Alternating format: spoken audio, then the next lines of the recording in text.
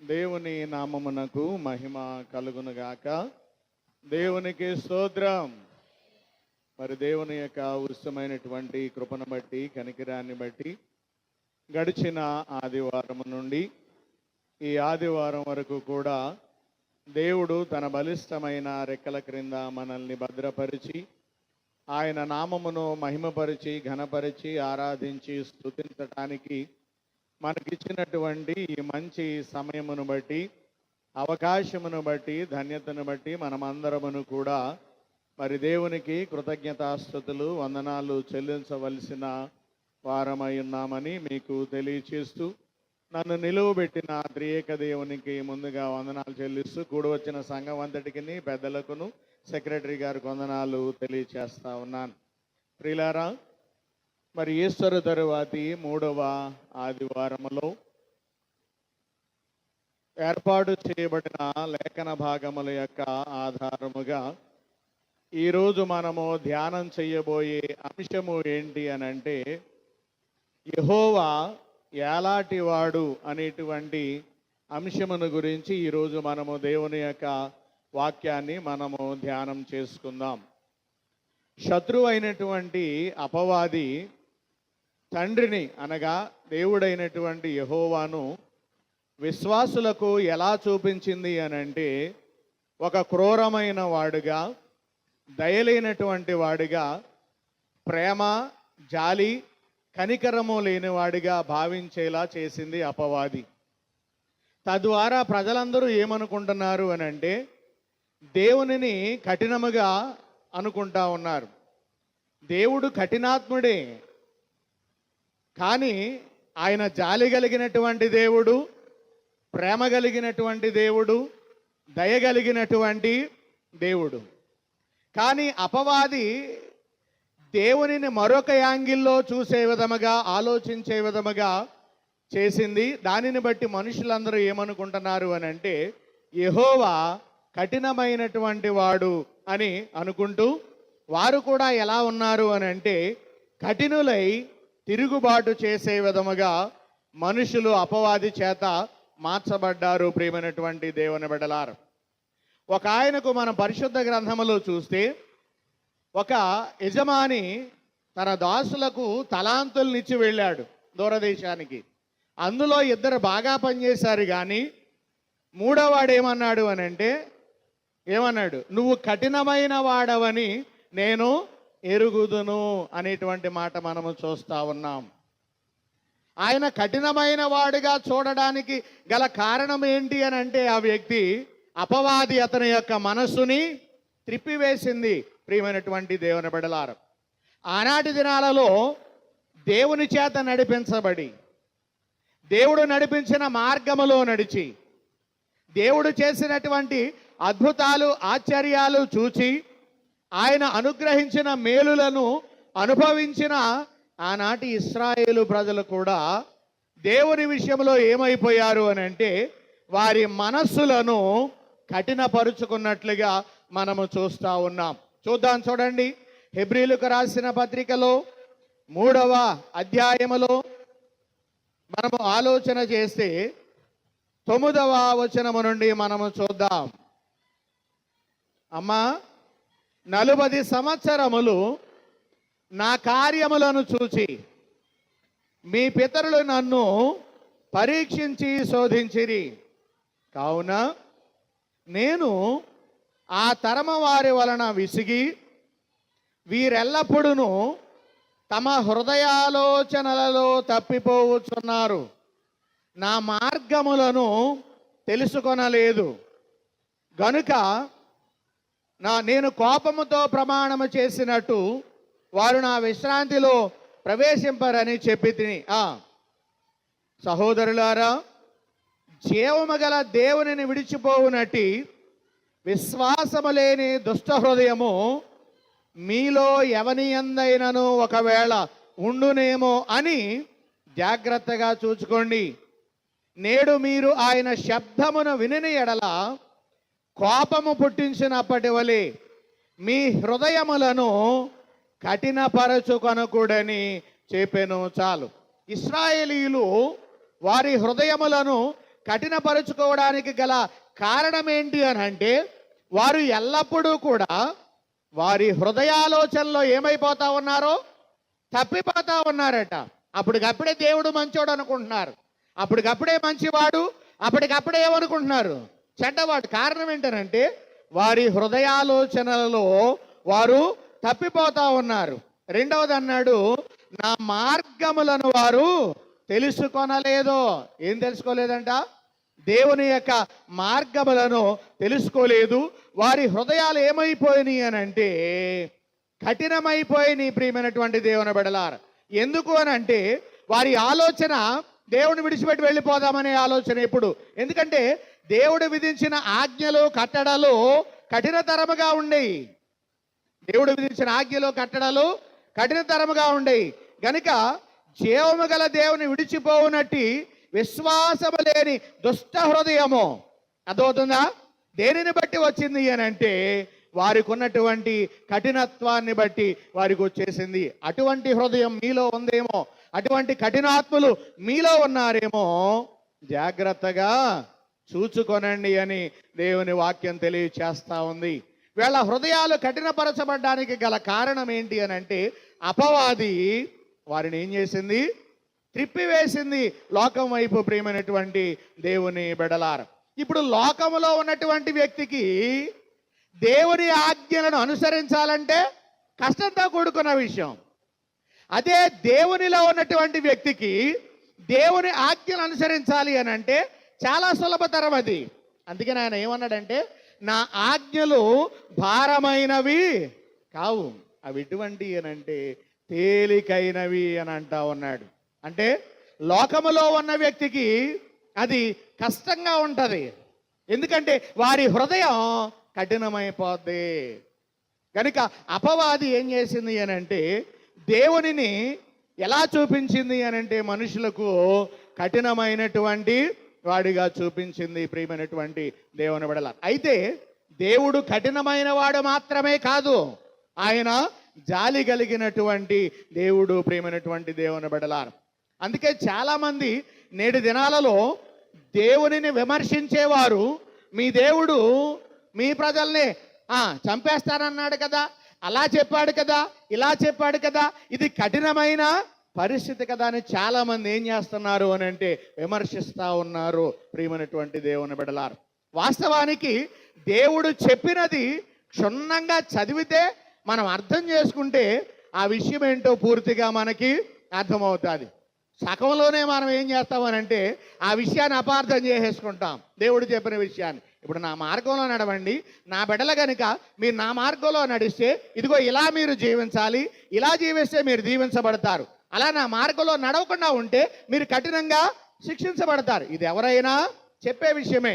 ఒక తండ్రి తన పిల్లలకు కూడా అలాగే చెప్తాడు. ఏమని? మీరు మంచి మార్గంలో నడిస్తే, నేను చెప్పినట్టు మీరు వింటే మీకు ఏది కావాలో నేను అది ఇస్తాను. ఒకవేళ నేను చెప్పిన మార్గంలో నడవకుండా ఉంటే, మీ ఇష్టానుసారంగా మీరు జీవిస్తే నా దగ్గర నుంచి ₹1 కూడా మీకు రాదు అంటాడు తండ్రి. అర్థమవుతుందా మీకు ఇప్పుడు? కాబట్టి అటువంటి టైంలో హృదయాన్ని కఠినపరుచుకుంటే ఎవరు నష్టపోతారో? తండ్రి నష్టపోతాడా, కుమారులు నష్టపోతారా? కుమారులే నష్టపోతారు. ఇప్పుడు తండ్రి తన మార్గంలో నడవమన్నాడు, నడవకుండా మన హృదయాన్ని మనం కఠినపరుచుకుంటే మనం ఏమవుతాం చెప్పండి? నష్టపోయేటువంటి వారముగా మనం ఉంటాం. ప్రియమైనటువంటి దేవుని బిడ్డలారా, ఇప్పుడు మనము నష్టపోయేటువంటి వారముగా ఉండాలని ఏం చేస్తున్నాడు అంటే అపవాది తండ్రి మీద మనకి వ్యతిరేకమైనటువంటి ఆలోచనలు యెహోవా మీద పుట్టిస్తా ఉన్నాడు. ప్రియమైనటువంటి దేవుని బిడ్డలారా, అయితే మనుషులందరూ కూడా ఇలాగ యెహోవాను కఠినమైన వాడు అని అనుకుంటున్నారు అని దేవాది దేవుడే కుమారుడిగా యేసుక్రీస్తుగా ఈ లోకానికి వచ్చి తండ్రిని ఎటువంటి వాడు అనేది ఆయన ద్వారా చూపించినట్లుగా మనము చూస్తా ఉన్నాం. ప్రియమైనటువంటి దేవుని బిడ్డలారా, అంటే యేసుక్రీస్తు ప్రభువారు దేవుని కుమారుడిగా రావడం ద్వారా తండ్రి ఎలాంటి వాడో ఆయన చూపించాడు. ప్రియమైనటువంటి దేవుని బిడ్డలారా, ఆయన యొక్క లక్షణాలు ఎటువంటియో యేసుక్రీస్తు ప్రభువారు తెలియచేసినట్లుగా మనము చూస్తా ఉన్నాం. కాబట్టి ఆయన యొద్దకు మనల్ని తీసుకొని వెళ్ళడానికి ఆయన ఇష్టపడుతూ ఉన్నట్లుగా మనము చూస్తా ఉన్నాం. ప్రియమైనటువంటి దేవుని బిడ్డలారా, ఇప్పుడు అపవాది మనుషులకు చూపించినట్లుగా యేసుక్రీస్తు ప్రభువారు అర్థమైంది. లేకపోతే తండ్రి అలాగా లేడు.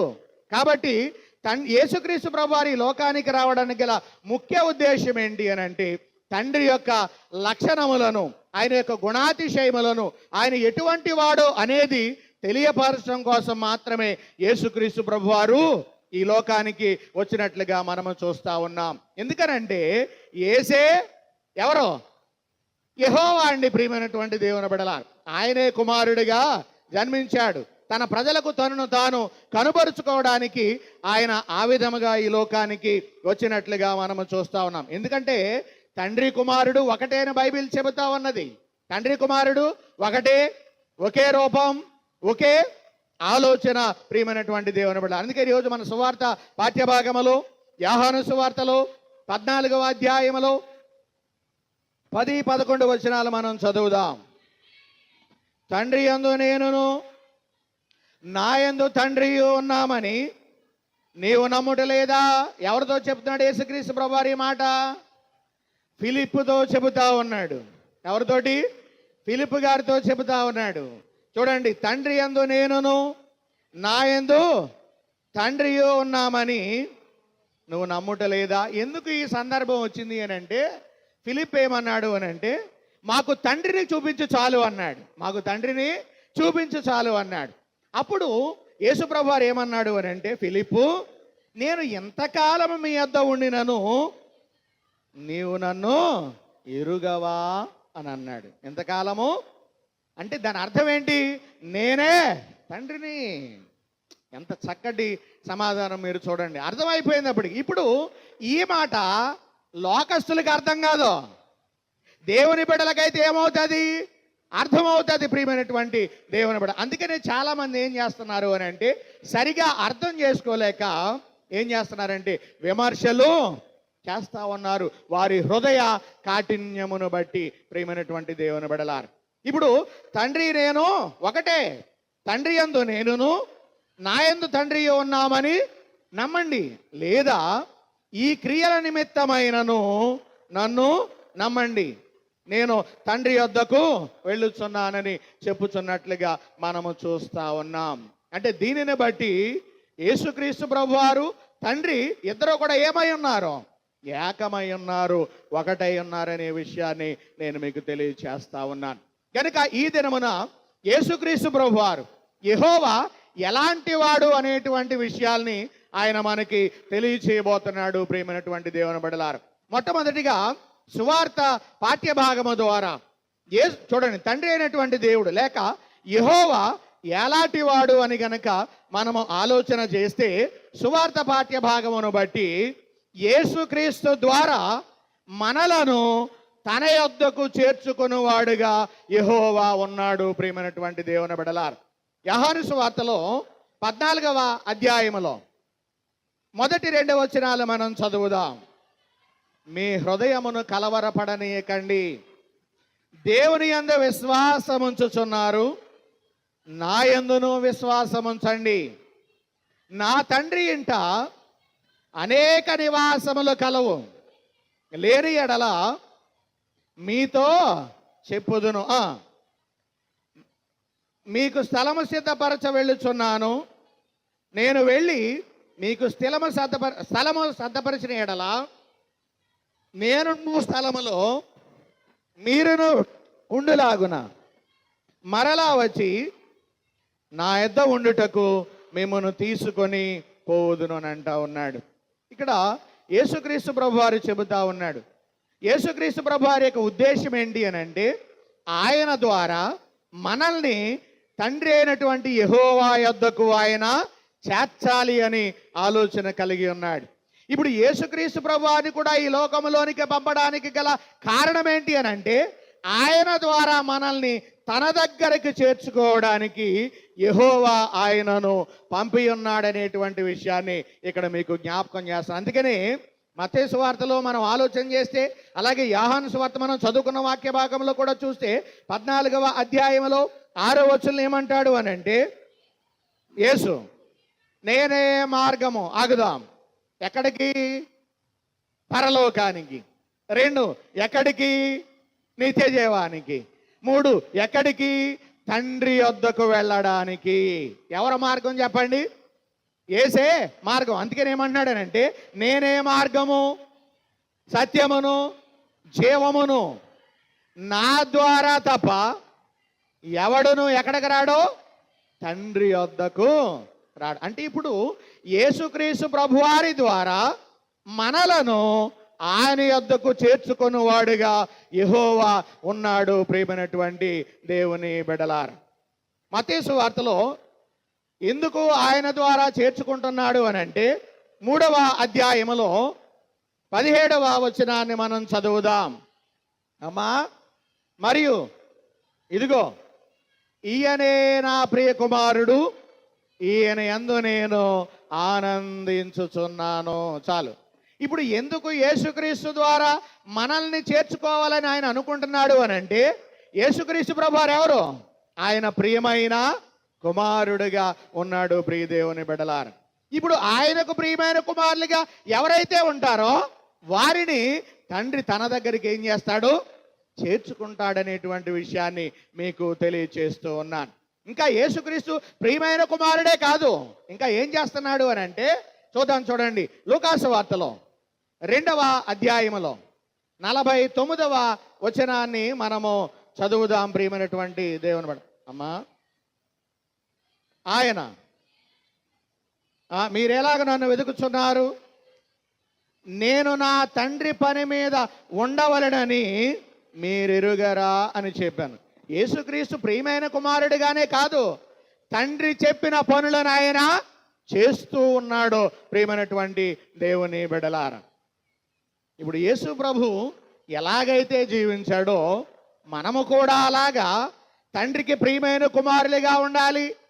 తండ్రి చెప్పినటువంటి పనులను మనము కూడా చేసేవారుగా ఉండాలి. ప్రియమైనటువంటి దేవుని బిడ్డలారా, మరి యేసుక్రీస్తు ప్రభు వారు తండ్రి పని మీద వచ్చి తండ్రి పని చేస్తూ తండ్రికి ప్రియకుమారుడిగా ఉంటే, మరి యేసు బిడ్డలమని చెప్పుకుంటున్నా మనం ఎలాగున్నాం అనేది మనము ఆలోచన చేయాలి. మనం ఎలాగున్నాము అని అంటే పాపులుగానే మనం ఉన్నాం. ఇంకా మనం ఎలాగున్నాము అని అంటే పాపము చేయటం ద్వారా తండ్రితో సంబంధమును తెగిపోయిన వారముగా, తండ్రితో సంబంధమును కోల్పోయినటువంటి వారముగా మనమున్నామని దేవుని యొక్క వాక్యము సెలవిస్తా ఉన్నది. ప్రియ దేవుని బిడ్డలారా, గనుక పాపులు ఎక్కడ ఉండరు అని అంటే ప్రభువు చెంత ఉండరు. ప్రియమైనటువంటి దేవుని బిడ్డలారా, కీర్తన గ్రంథములో 5వ అధ్యాయంలో మనం ఎలా ఉన్నామో చెబుతున్నాడు.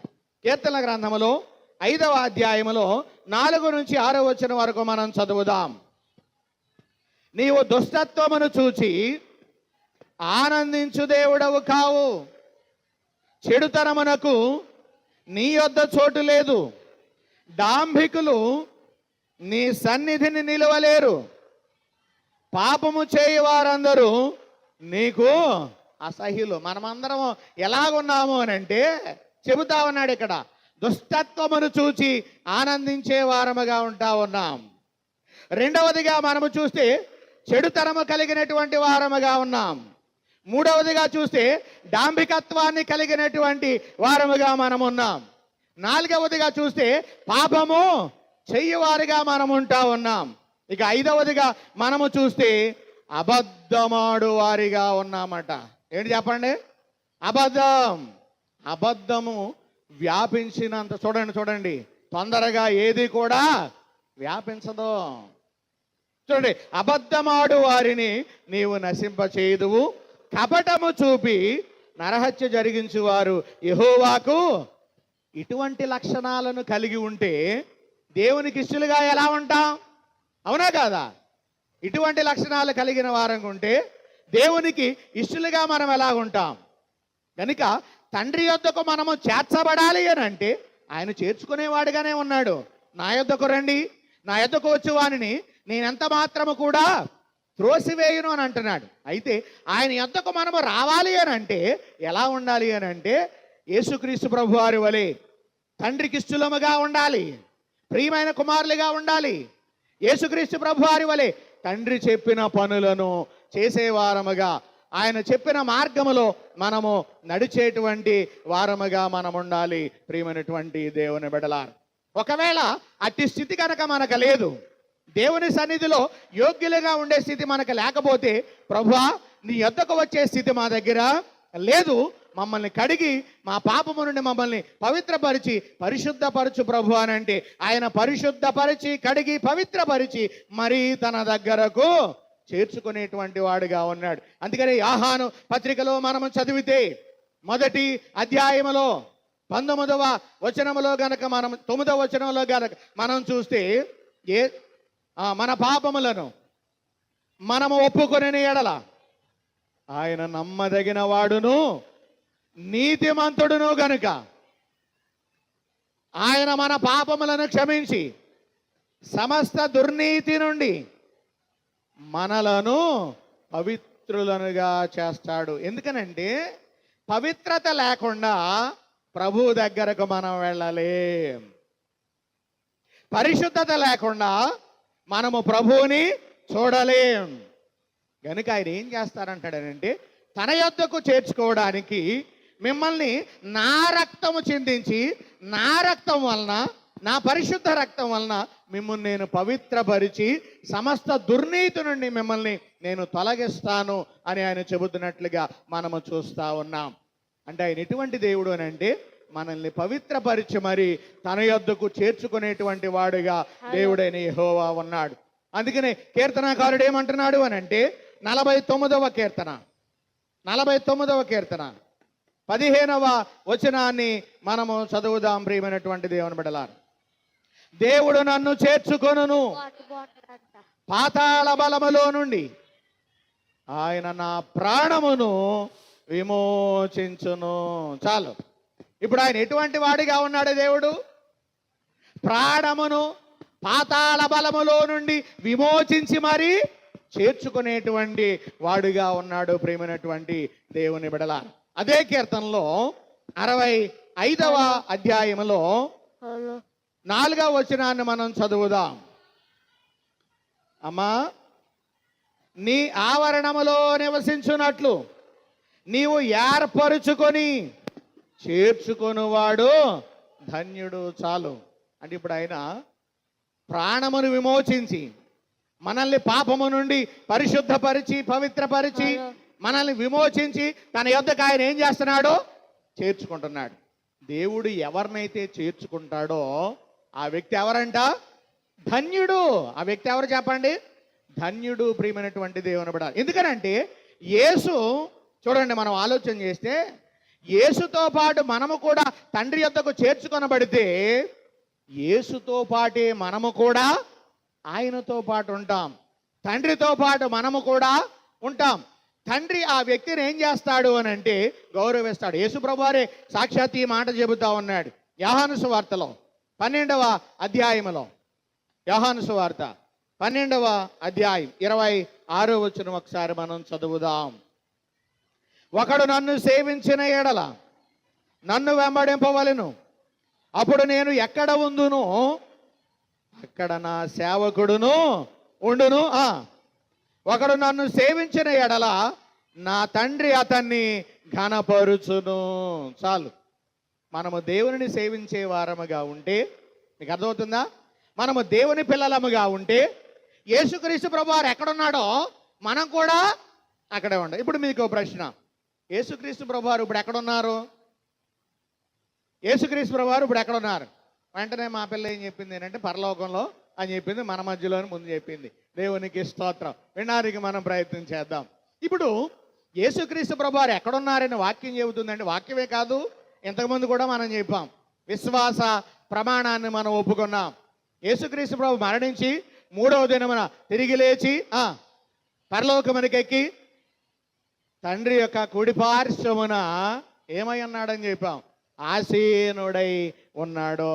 అంటే ఇప్పుడు నేను ఎక్కడ ఉందునో నన్ను సేవించిన వాడు కూడా అక్కడే ఉంటాడు అని అన్నాడు. అంటే ఇప్పుడు యేసు ప్రభు తండ్రి దగ్గరే ఉన్నాడు గనక రాబోయే రోజుల్లో రాకడ తర్వాత ఆయనను సేవించినటువంటి వారు ఏం చేస్తారు? యేసు ప్రభుతో పాటే ఎక్కడుంటారు? తండ్రి దగ్గరే ఉంటారు. ఇప్పుడు యేసు ప్రభుతో పాటు ఆయనను సేవించిన వారు ఉంటే యేసు ప్రభువుతో పాటు తండ్రి ఎవరిని కనపరుస్తాడంట?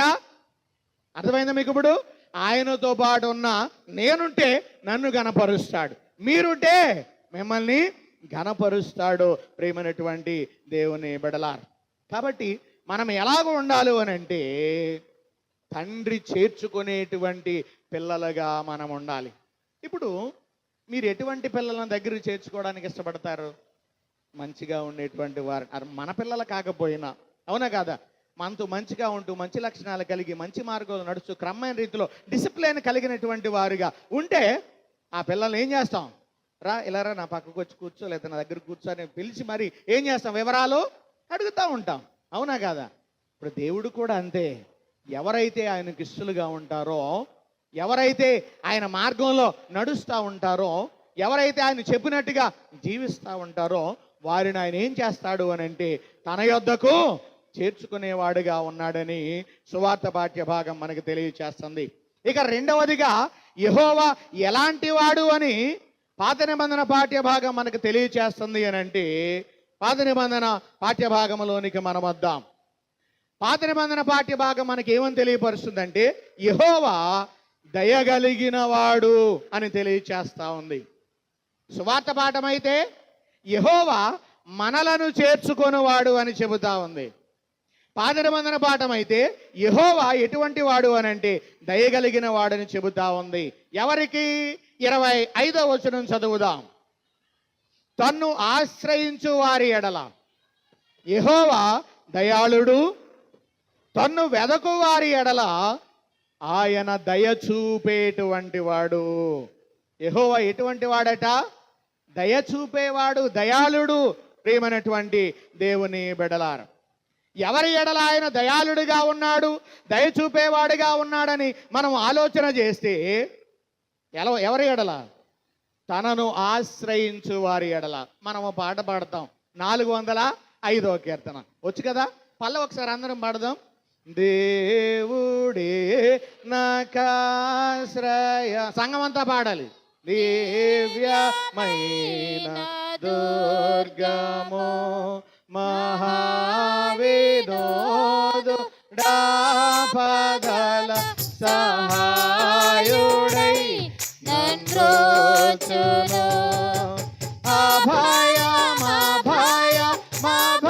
అభయమేపు దానంద మానంద మానందమౌగా దేవుడే నాకాశ్రయము, దివ్యమైన దుర్గము. దేవునికి స్తోత్రం. ఇప్పుడు దేవుడు ఎవరికి ఆశ్రయంగా ఉన్నాడు అని అంటే తనను ఎవరైతే ఆశ్రయిస్తారో వారికి అందరికీ కూడా ఆయన ఆశ్రయముగా ఉన్నాడు, దయాళుడుగా ఉన్నాడు. ఇంకొక మాట చెప్పాడు, దయ చూపించే వాడుగా ఉన్నాడు. ప్రియమైనటువంటి దేవుని బిడ్డలారా, ఇంకా గనక మనము చూస్తే కీర్తనల గ్రంథములో 78వ అధ్యాయములో 38వ వచనాన్ని మనం చదువుదాం. అయితే ఆయన వాత్సల్య సంపూర్ణుడై వారిని నశింపక వారి దోషమును పరిహరించువాడుగా ఉన్నాడు. అంటే వారి దోషమును ప్రాయశ్చిత్తము చేయువాడుగా ఉన్నాడట. ప్రియమైనటువంటి దేవుని బిడ్డలారా, ఎందుకు అనంటే ఆయన వాత్సల్య సంపూర్ణుడిగా ఉన్నాడు. ఆయన వాత్సల్య సంపూర్ణుడిగా. అందుకని ఈరోజు మనం చదువుకున్నటువంటి పాత నిబంధన పాఠములో 22వ వచనం నుంచి మనం చదివితే విలాప వాక్యాలు 3వ అధ్యాయం 22వ వచనం. యెహోవా అమ్మా యెహోవా కృపగలవాడు, ఆయన వాత్సల్యత ఎడతెగక నిలుచున్నది గనుక మనము నిర్మూలము కాకున్న వారము అనుదినము నూతనముగా ఆయనకు వాత్సల్యత పుట్టుచున్నది. నీవు ఎంతైనా నమ్మదగినటువంటి దేవుడవు. ఈ వాక్యాన్ని బట్టి మనం చూస్తే మనల్ని బట్టి కాదు మనం ఈ విధంగా ఉంటాం. మనల్ని బట్టి మనం చూస్తే ఎప్పుడో పోవాల్సిన వాళ్ళం మనం. మీరైనా నేనైనా మనల్ని బట్టి కనుక మనం చూసుకుంటే మనం ఎప్పుడో పోవలసిన వారమే. కానీ దేవుని వాత్సల్యతను బట్టి మాత్రమే మనము బ్రతికి ఉన్నాం. ఎందుకనంటే అనుదినము మన మీద ఆయనకు వాత్సల్యత పుట్టుచున్నదనేటువంటి విషయాన్ని ఇక్కడ మనము చూస్తా ఉన్నాం ప్రియమైనటువంటి దేవుని బిడ్డలారా. కనుక ఆయన వాత్సల్యము కలిగిన వాడు గనుక మనల్ని ఇంకా ఏం చేశాడు అని అంటే సజీవముగా ఉంచాడు ప్రియుడైన దేవుని బిడ్డలారా. ఇంకా మనం ఆలోచన చేస్తే దేవుని యొక్క ఉద్దేశం ఏంటి అని అంటే మనం ఎవ్వరం కూడా నశించడం ఆయనకి ఇష్టం లేదు. కనుక ఆయన వాత్సల్యము కలిగిన వాడు గనుక మన ఎడల మనం ఎంత వ్యతిరేకంగా జీవించినా, ఎంత దేవుణ్ణి విసిగించినా, చూడండి ఇశ్రాయేలీయులు ఎన్ని సంవత్సరాలు విసిగించారు దేవుణ్ణి? 40 సంవత్సరాలు. అర్థమైందా? ఇందాకే మనం చదువుకున్నాం, హెబ్రీ పత్రిక 3వ అధ్యాయంలో మనం చదువుకున్నాం. ఏమనంటే హెబ్రీ పత్రికలో మనం చదివాం, ఇశ్రాయేలీయులు 40 సంవత్సరములు ఏం చేశారండి? నేను ఆ తరం వారి వలన విసిగిపోయానని చెప్పాడు దేవుడు. అంటే 40 సంవత్సరాలు, ఒకటి కాదు రెండు కాదు, 40 సంవత్సరాలు ఏం చేస్తా ఉన్నారు అని అంటే విసిగిస్తానే ఉన్నారు. అయినా కానీ దేవుడు ఏం చేశాడో తెలుసా? వారి ఎడల దయ చూపించాడు, దయాళుడిగా ఉండి వారిని నడిపించాడు. మరి మనము కూడా సంవత్సరాల తరబడి ప్రార్థనకు వస్తా ఇంకా దేవుణ్ణి విసిగిస్తారే ఉంటూ ఉన్నాం. ఎవరికి వారి పరిశీలన చేసుకుంటే తెలుస్తుంది. మనకొకరు చెప్పాల్సిన అవసరం లేదు. ఎందుకంటే మనమందరము జ్ఞానులమే. జ్ఞానము లేనటువంటి వ్యక్తి ఈ రోజుల్లో ఎవరు కూడా లేరు. ఒకప్పుడు ఉండేది జ్ఞానం లేని వారు అని. ఇప్పుడు ఎవరైనా సరే జ్ఞానం కలిగినటువంటి వారే ప్రియమైనటువంటి దేవుని బిడ్డల. ఎందుకంటే మనము అజ్ఞాన కాలములో లేము. మనం ఏ కాలంలో లేము? అజ్ఞాన కాలంలో. ఏ కాలంలో ఉన్నాం? విజ్ఞాన కాలంలో ఉన్నాం. ఏ కాలంలో ఉన్నాం? విజ్ఞాన కాలములో ఉన్నాం ప్రియమైనటువంటి దేవుని బిడ్డలారా. కాబట్టి ఇక్కడ మనల్ని బట్టి కాదండి, దేవుని వాత్సల్యమును బట్టి నన్నైనా నిన్నైనా ఆయన ఏం చేశాడు అని అంటే సజీవుల లెక్కలో ఉంచినట్లుగా మనము చూస్తా ఉన్నాం. అందుకనే పేతురు రాసిన 2వ పత్రిక 3:9 ఆయన ఏమంటాడంటే ఎవడను నశింపవలని ఇచ్చి ఎంపక అందరూ మారు మనసు పొందవలనని కోరుచు ఆయన మీ ఎడల దీర్ఘశాంతము గలవాడై ఉన్నాడు అని చెబుతా ఉన్నాడు. ఆయన దయాళుడు గనుక, దయగలిగిన వాడు గనుక మన ఎడల ఎలాగున్నాడు? దీర్ఘశాంతాన్ని కలిగి ఉన్నాడని పాత నిబంధన పాఠ్యభాగం తెలియజేస్తుంది. ఇక 3వదిగా పత్రిక పాఠ్యభాగంలోనికి వస్తే యెహోవా ఎటువంటి వాడు అని గనక మనం ఆలోచన చేస్తే పత్రిక పాఠం ఏం చెబుతుంది అని అంటే యెహోవా కృపగలవాడు అని తెలియచేస్తా ఉన్నది. యెహోవా ఎవరండి? కృప కలిగినటువంటి వాడు ప్రియమైనటువంటి దేవుని బిడ్డలారా. హెబ్రీయులకు రాసిన పత్రిక 4వ అధ్యాయములో మన పాఠ్యభాగంలోనికి వద్దాం. 16వ వచనాన్ని మనం చదువుదాం. కనుక మనము కనికరింపబడి సమయోచితమైన సహాయము కొరకు కృప పొందునట్లు ధైర్యముతో కృపాసనమునొద్దకు చేరుదము. ఎక్కడికి చేరదామని చెప్పాడు? మనమందరం అసలు ఎక్కడికి చేరాలి అని అంటే కృపాసనము దగ్గరికి చేరాలి. కృపాసనము దగ్గరికి రాకపోతే ఎక్కడికి రాగలం? ఎక్కడికి వెళ్ళాలి? సింహాసనము దగ్గరికి మనం వెళ్ళాలి. అర్థమైందని నేను అనుకుంటున్నాను. కృపాసనము దగ్గరికి మనం వెళ్ళకపోతే ఎక్కడికి వెళ్ళవలసిన వారిగా ఉంటాం? సింహాసనము దగ్గరికి మనం వెళ్ళవలసినటువంటి వారముగా ఉంటాం. కృపాసనము దగ్గర క్షమాపణ దొరుకుతుంది, సింహాసనము దగ్గర తీర్పు జరుగుతుంది. శిక్షించబడతాం కనికరించబడకపోతే. అందుకని ఏమంటున్నాడు అని అంటే యెహోవా కృపగలవాడు గనుక ఆయన కృపాసనము యొద్దకు మనము చేరాలి అని పత్రిక పాఠ్యభాగం మనకు తెలియచేస్తుంది. కృపాసనం అన్నాం కదా, కృపాసనం మీద ఎవరు కూర్చుంటారు? క్రైస్తవుడా? యేసు ప్రభువా? రైట్, అర్థం అవడం కోసం మరలా అడుగుతాను. సింహాసనం అన్నాను కదా, కృపాసనం దగ్గర రాకపోతే సింహాసనం దగ్గరికి వెళ్దాం అన్నాను. ఇప్పుడు సింహాసనం మీద ఎవరు కూర్చుంటారో రైట్, అది కూడా అర్థం అవ్వలేదు, చెప్తాను వినండి. సింహాసనం అంటే ఏంటి?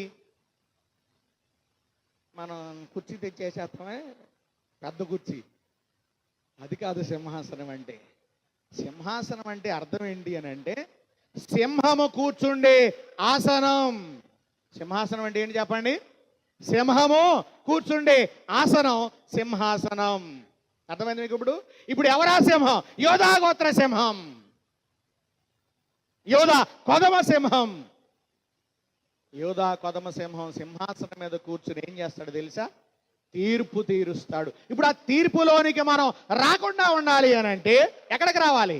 కృపాసనము దగ్గరికి మనము రావాలి. ఇప్పుడు కృపాసనము దగ్గరికి వెళ్ళే అవకాశం ఎవరి ద్వారా మనకు కలిగింది అని అంటే కృపామయుడి ద్వారా మనకు కలిగింది. అంటే ఇప్పుడు కృపాసనం అంటే ఎవరు కూర్చుండేది అని అంటే కృపామయుడు కూర్చుండే ఆసనమే కృపాసనం. ప్రియమైనటువంటి దేవుని బిడ్డలారా, కృపాసనము అనగా సిలువ. కృపాసనం అంటే ఏంటి చెప్పండి? సిలువ. ప్రియమైనటువంటి దేవుని బిడ్డలారా, ఇప్పుడు సిలువ దగ్గరకు వస్తేనే అర్థమైంది మీకు? ఇప్పుడు సిలువ అనేది కృపాసనం. కృపాసనం మీద ఎవరున్నారు? యేసుప్రభు వారు ఉన్నారు. యేసు ఎవరని చెప్పాడు? యోహాను యేసుప్రభు ఎవరని చెప్పాడు? 40 రోజులు తెగ ధ్యానించేశాం, ఒక్క మాట చెప్పలేకపోతున్నారు. ఇదిగో లోక పాపాలను మోసుకొని పోవు దేవుని గొర్రె పిల్ల. యోహాను అదేగా చెప్పింది. అంటే ఆయన గొర్రె పిల్లగా ఉన్నప్పుడే ఆయన దగ్గరకు వస్తే రక్షింపబడతాం, కృప పొందుకుంటాం. ఇప్పుడు ఆయన రాబోతున్నాడు ఎలాగా? సింహంలాగా. యోధా గోత్ర సింహంలాగా రాబోతున్నాడు. సింహం దగ్గర ఏముండదు? కృప ఉండదు. ఇంకా ఏముంటది? చీల్చి చెండాడే తీర్పే. గొర్రె దగ్గర నుంచి అయినా తప్పించుకోవచ్చేమో కానీ సింహము చేతిలో నుండి, అర్థమైందా, సింహపు పంజా నుండి మనము తప్పించుకోలేము. కాబట్టి ఆయన కృప కలిగిన వాడు యెహోవా. ఆయన కృప కలిగిన వాడిగా ఉన్నప్పుడే ఎక్కడికి రావాలి మనం? కృపామయుడైనటువంటి యేసుక్రీస్తు ప్రభువారి దగ్గరికి మనము రావాలి. ప్రియమైనటువంటి దేవుని బిడ్డలారా, అందుకని 130వ కీర్తన 7వ వచనం అంటాడు. అలాగే విలాప వాక్యాలు పాత నిబంధన పాఠములో 3వ అధ్యాయములో 22వ వచనం ఏమంటాడనంటే యెహోవా కృప కలిగినటువంటి వాడు. యెహోవా ఎవరు చెప్పండి? ఆయన కృపామయుడిగా ఉన్నప్పుడు ఎక్కడికి రావాలి? ఆయన దగ్గరికి మనం వచ్చేటువంటి వారముగా ఉండాలి. కనుక పత్రిక పాఠం మనకి ఏమి నేర్పిస్తుంది అని అంటే ఆయన కృప కలిగిన వాడు. ఆయన కృప కలిగిన వాడు కనుక ఆ కృపామయుడి దగ్గరికి మనం వస్తే మనకేం దొరుకుతుందంట? 130వ కీర్తన 7వ వచనంలో ఆయన యొద్ద సంపూర్ణ విమోచన దొరుకును. 130వ కీర్తన 4వ వచనములో ఆయన యొద్ద క్షమాపణ దొరుకుతుందని వాక్యం చెబుతా ఉన్నది. ప్రియమైనటువంటి దేవుని బిడ్డలారా, గనుక యెహోవా ఎలాంటి వాడని సువార్త పాఠ్య భాగం చెబుతుంది? కృప కలిగిన వాడు. యెహోవా ఎవరు చెప్పండి? కృప గలవాడు. మీరు గనక ఇంటికి వెళ్ళిన తర్వాత 136వ కీర్తన గనక మీరు చదవగలిగితే ప్రతి వచనములో కూడా ఏముంటుందో తెలుసా? యెహోవా చదువు, ఒక వచనం చదవమాట అమ్మా. ఆయన కృప నిరంతరముండుననే మాట ప్రతి వచనములో కూడా మనము చూస్తా ఉన్నాం. అర్థమైంది మీకు? 26 వచనాలు అందులో ఆ విధంగా వ్రాయబడినట్లుగా మనము చూస్తా ఉన్నాం. అంటే యెహోవా ఎటువంటి వాడు అని అంటే కృప కలిగిన దేవుడు. కనుక తండ్రి ఎటువంటి వాడని వాక్యం చెబుతుంది అని అంటే యేసుక్రీస్తు ప్రభువారు తండ్రిని ఏ విధంగా చూపించాడు మనకి అని అంటే, ఒకటి, తండ్రి మనలను చేర్చుకొనివాడుగా చూపించాడు. అంటే యెహోవా మనలను చేర్చుకొనివాడుగా ఉన్నాడు. 2, యెహోవా ఎటువంటి వాడు? ఒకడు దయగలిగిన వాడుగా ఉన్నాడు, దయచూపు వాడుగా ఉన్నాడు. 3వదిగా పత్రిక పాఠ్య భాగం ప్రకారం యెహోవా ఎలాగున్నాడు? మన ఎడల కృప కలిగినటువంటి వాడుగా ఉన్నాడు. ఇప్పుడు తండ్రికి దూరమైనటువంటి వారిని ఆయన ఏం చేయాలనుకున్నాడు? చేర్చుకోవాలని చెప్పి కుమారుడిగా ఆయనే వచ్చేసి నా దగ్గరికి మార్గం ఇదే అని చూపించాడు. ప్రియమైనటువంటి దేవుని బిడ్డలారా, కాబట్టి ఆయన దగ్గరకు మనం రాగలిగితే, ఆయన చెబుతున్నాడు కదా, నా యొద్దకు వచ్చు వానిని నేనెంత మాత్రమో త్రోసివేసేటువంటి దేవుడను కాను. ఎందుకనంటే ఆయన చేర్చుకునేవాడు, దయ చూపించేవాడు, కృప కలిగిన వాడు గనక మనల్ని ఆయన త్రోసివేసే దేవుడు కాదు. ఉదాహరణకు మనం అర్థం చేసుకుంటే ఏం చెప్పాడు అని అంటే, ఆయన ఒక తండ్రికి 2 కుమారులు ఉన్నారన్న ఉపమానం చెప్పాడు. అందులో చిన్నోడు ఏమయ్యాడు, తనకున్న అర్థమైనా ఆస్తినంతా పంచిచ్చేయమని అధిక తెలివి కలిగి ఏం చేశాడు, తండ్రికి వేరై వెళ్ళిపోయాడు. చివరికి ఆస్తి అంతా అయిపోయిన తర్వాత ఏమీ లేని స్థితిలో అతనికి ఏమొచ్చింది, బుద్ధి వచ్చింది. బుద్ధి వచ్చినప్పుడు ఏమనుకున్నాడనంటే, నా తండ్రి ఇంటికి వెళ్తే కొంచెం ఆహారం అన్నా దొరుకుతుంది. చివరికి పందులు తినే పొట్టు కూడా దొరక్కపోయేసరికి కన్నీరు కారుస్తూ పశ్చాత్తాపపడుతూ ఏడుస్తూ, నా తండ్రికి విరోధంగా నేను పాపం చేశాను, నా తండ్రికి విరోధముగా మాట్లాడి నేను పాపం చేశాను, నా తండ్రిని వేడుకుంటాను, క్షమాపణ కోరుకుంటానని బయలుదేరి తండ్రి దగ్గరకు వస్తా ఉన్నాడు.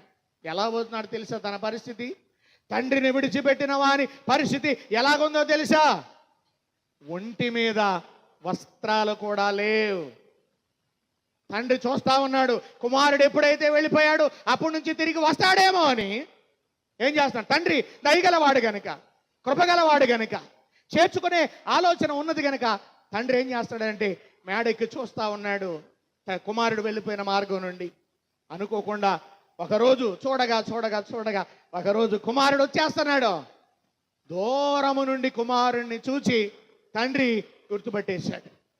గుర్తుపట్టి గబగబ గబగబా పరిగెత్తుకొని వెళ్ళి కుమారుని ఏం చేశాడు, కౌగిలించుకున్నాడండి. కుమారుణ్ణి కౌగిలించుకున్నాడు. ఎందుకు కౌగిలించుకున్నాడో తెలుసా? కుమారుడు వస్త్రహీనుడిగా ఉన్నాడు. ఎలా ఉన్నాడు?